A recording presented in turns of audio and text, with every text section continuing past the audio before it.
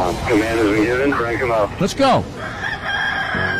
When I say I don't know, I don't know. Let's go, baby. Now, the Morning Drive. Buckle up, everybody. A little bit of this and a little bit of that. It's a game changer. I listen to you guys every single day on my way to work. Well, again, I'm not a doctor, nor do I play one on the radio. You guys are amazing. What are you doing over there? I'm going to the top. The Morning Drive with Mike Bagley and Pete Pistone. To the bat balls.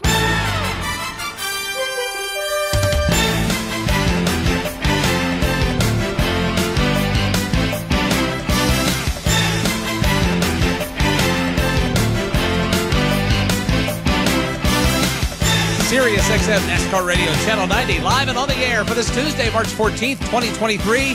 Mike Bagley here in Del Mar Villa Studio 1D. We've got Pistol Pete Pistone at the Paisan Palace in Chicago. Sammy and Melvin are in Studio 134 of the Beltway Bureau in our nation's capital. We welcome each and every one of you to this TMDJ Tuesday. Man, that got the juices flowing right there. Top of the morning to you, Triple P. Good morning, Bagman. Good morning, everybody. Happy TMDJ Tuesday to one and all. My hour kicking things off there. The madness is real, Bagman. We're into March Madness, and there it is, a little round ball rock, which, you know, obviously we know that's the John Tesh composed that way back when the NBA was NBC. When was that, in the 80s, right? But they use it now a lot. I mean, they use it a ton these days, and I know when they use it on college basketball, it doesn't have the same feel for me either. I'm with you on that. Yeah, see, for me, I'm an old school guy, and whenever I hear that, the first thing I hear is the NBA on NBC. Is brought to you by Procter & Gamble. You know, it's like, tonight, the Lakers, or today, the Lakers and the Celtics at the Forum. And it's that, to me, is what that song will always be associated with. Is it Fox that has it now, Pete? Is it yeah, Fox? it's Fox. How it's did they Fox. get it? Did John Tesh like own the rights to it and just like, that's genius, man. I'm gonna make the music that's so good, and I'm just gonna sell it every so often to anyone who wants to buy it from me. That's a smart idea, man. Fox and FS1 use it on college basketball. You'll hear it a lot on the tournament, I'm sure, starting Thursday. But you know, there's a story out there that the NBA rights are up for grabs, and NBC's maybe interested in getting back in the NBA business. So if that happens, you got to take that song back, right? Come on. So if you're a composer like that, or if you own that piece of music, there are a couple ways you can go about that. You could either sell the rights to whomever, whether it's like NBC Universal or Fox or whatever, or you can charge a needle drop fee. And what that means is that's an old school term for every time you drop the needle on the album and it plays, you get paid. And there's a fee that goes along with every needle drop. Give me that one. Give me that probably, yeah, you can use it for, you know, $100,000, whatever the number is. I don't even know what that number would be. But yeah, so obviously Fox has taken that over. And I don't know, it's weird. I'm an NBA on NBC guy. Yeah. Well, that needle drop thing would be no good because we would owe John Tesh a check just then for playing it, right? Exactly. John, here you go. Here's your 12 cents. Have a great day. We gave credit, so I don't know if we get dinged or not. We didn't play it for you know 30 what? seconds The worst either. Yeah, right. Exactly. You get like 20 seconds, right? Or something like that. Well, the worst that could happen is send a cease and desist, and at that point we've already desisted because we've already played it. The tournament's over in 3 weeks. Yeah, by the time we get the mail's slow these days. Yeah. So anyway, yeah, we got the basketball tournament happening this weekend. Good time of the year for everybody. St. Patrick's Day is Friday. Atlanta is this weekend. I love this time of the year. All the sports are converging, and a lot of things going on. Although I hear there's a snowstorm coming up there to the northeast. Boston. Oh, it's not coming. It's already there. It's past us, and it's they are getting it hard this morning in New England. We can't buy snow. I'm telling you, man. We can't get anything, and it's letting loose.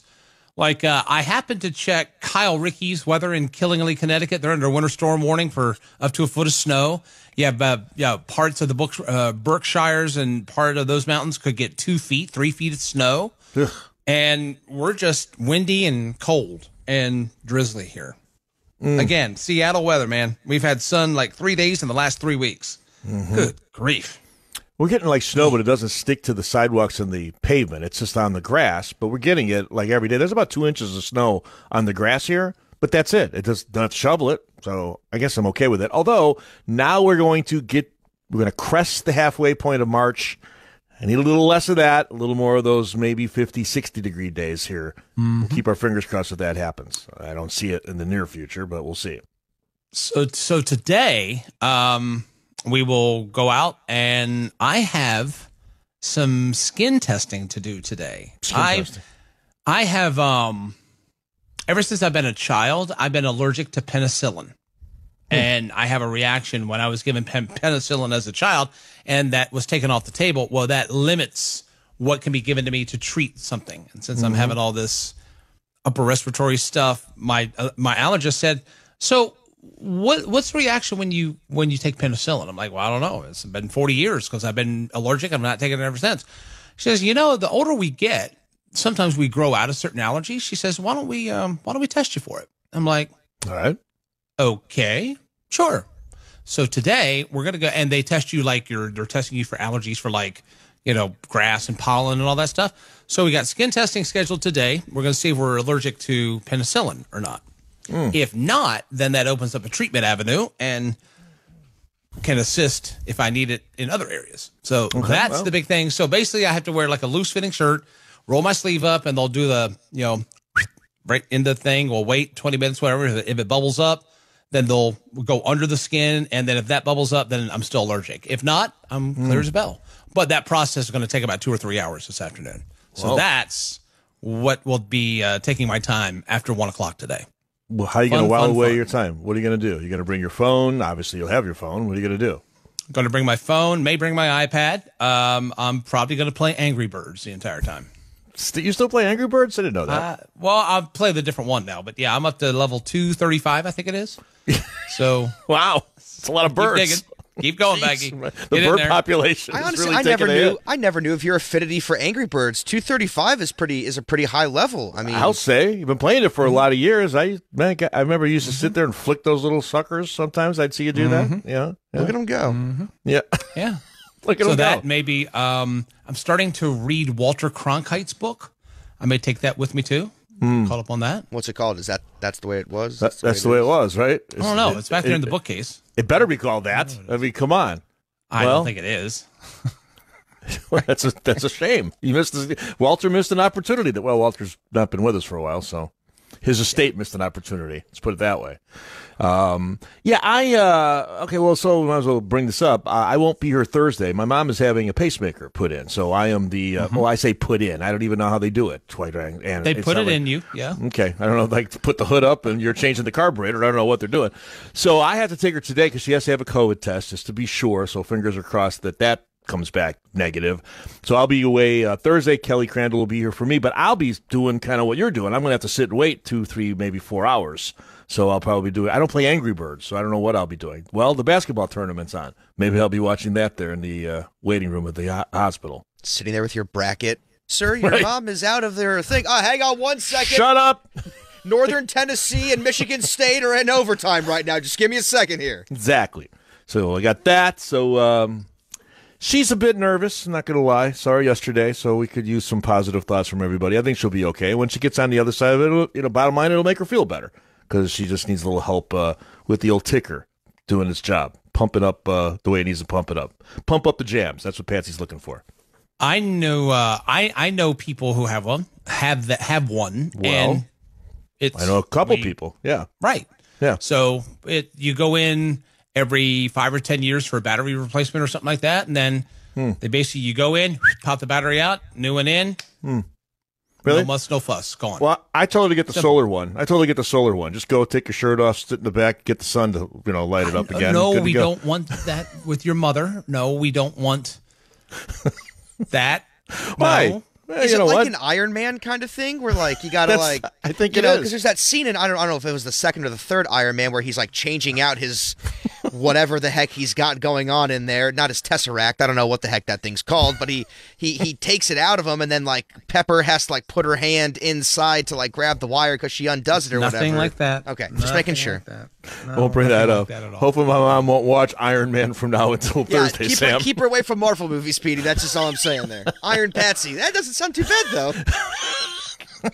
Iron Patsy. Patsy, the IP, as it were. Yeah, the kitchen is her fortress of solitude. I like it. We can make a little superhero for Patsy. So speaking of superhero, I think I can't remember if I said this on the air or off the air. So the movie that won Best Picture on Sunday, Everything, Everywhere, All at Once, Shelley and I started to watch it on Friday night, we got 45 minutes into it. I was like, I looked at her. She looked at me. It's like, this isn't doing it for me. It's just so weird. It was so weird, right? I didn't get the whole multiverse thing. Everybody's a multiverse, by the way. Now, you know what? There's too many multiverses. You got Spider-Man with a multiverse. You got Doctor Strange with a multiverse. Now you got these people with a multiverse. So anyway, it won Best Picture, right? So I said, we've got to finish this. Let's watch the second half yesterday. And we did. It got a little bit better, I will say that. At the end, it's a bit heartwarming. It's kind of a family sort of a thing. You know, the unit is reunited. So it was okay. It was all right. It wasn't great. I wouldn't have voted it for Best Picture, but I did get it out of the way last night. That was our Monday night. Everything, everywhere, all at once. It's a rousing review of the Best Picture for 2023. How many times have you agreed with the Best Picture when it wins Best Picture? It's rare for me, quite honestly. Not as much recently, but yeah, there's, Yeah. I like the Banshees of Inisherin or whatever it's called with Colin Farrell, and the other guy who Brendan Gleeson. Yeah, I thought that was pretty good. When you got to put the subtitles on though for that one though. I watch everything. I watch everything with subtitles now. Well, this one that Sammy's talking about, this is just a very heavy Irish brogue that everybody has in it, and you got to put the subtitles on. No offense, I couldn't understand them. It's like going to one of my family parties, and they're all talking Paisan. What the hell are you talking about? It helped. When we watched Hamilton, I told you I paid like $7,000 to go see Hamilton in person, right? And then we watched it on Disney. Take it easy. Okay. All right, Dave. Come on. People are going to start thinking that we actually pay people here. It was a lot of money. I mean, it was good. And then they had it on Disney Plus, and we watched it at home like a year later, and I put the subtitles on. I liked it better. I understood what they were saying. I told you, Tori and I had a couple of drinks during the pandemic, and we said, let's watch Hamilton. And we started watching it, and I didn't know that the characters were portrayed by Thomas Jefferson was portrayed by a black man. I had no idea that that's what was going on, and I was like, "Who are all these people?" I didn't understand what was going on. And then once we turned the subtitles on, I was like, "Oh!" I also sat there with the playbill in my on my phone so I could see who everybody was, and I was like, "Okay, I see what the point is here. This is also really good. I'm glad turning on subtitles for everything is great until you have them on like Peacock or ESPN Plus, and you turn on a sporting event, and then you've got subtitles going over like the gameplay. That's very bothersome to me because I want to see what's going on in the field, not the subtitles. I don't need that. So anyway, subtitles. Well, yeah, the other thing is I couldn't figure out on whatever service I was watching how to turn them back off, to your point.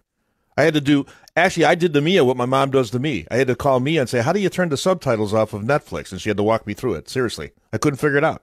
She's like, you go there, you move there, you click that off. Don't bother me anymore. I'll see you when I'm spring break. Okay, sorry.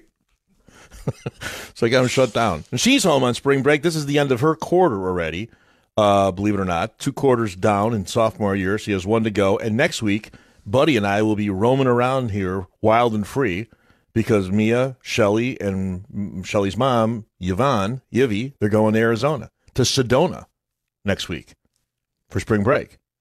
Girls' week away in Arizona? Uh-oh. Leaving on Tuesday, come back on Friday. But Sedona and Grand Canyon, so they're not doing like the Phoenix thing where it's warm. They're going up there in the mountains where I've been there a couple of times. It's pretty and all that. It's great. Great food, great drink. But it's a little chilly, and you got to hike, and that right there, count me out with the hiking bag. Look, I'm a big fan of Purple Mountain's Majesty, right? Beautiful, especially from the air when you're flying over it. But I would never do well at a trip to the Grand Canyon because it sounds like you got to invest like a half a day getting there and then a half a day getting back. So I would, when you arrive and, you go to the whatever rim and you're standing there and wow, this is absolutely incredible. All right, everybody good?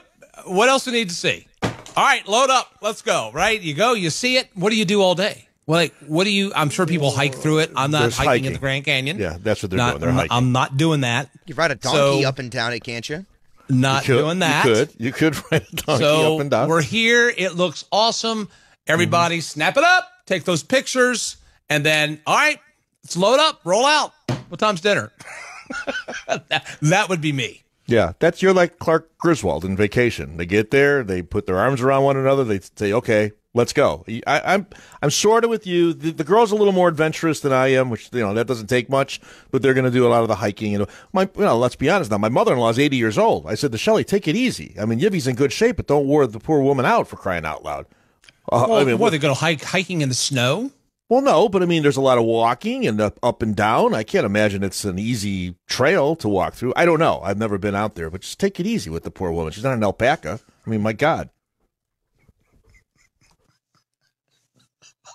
So that's next week. So Buddy and I will be running around here eating food I shouldn't eat and all that kind of stuff. So there you go. Boy. A lot going on. As always, a lot going on around here. Anything else before we hit the break? Anything else we need to address? What else did you do yesterday? I mean, on Monday, just nothing? Decompress? Decompress.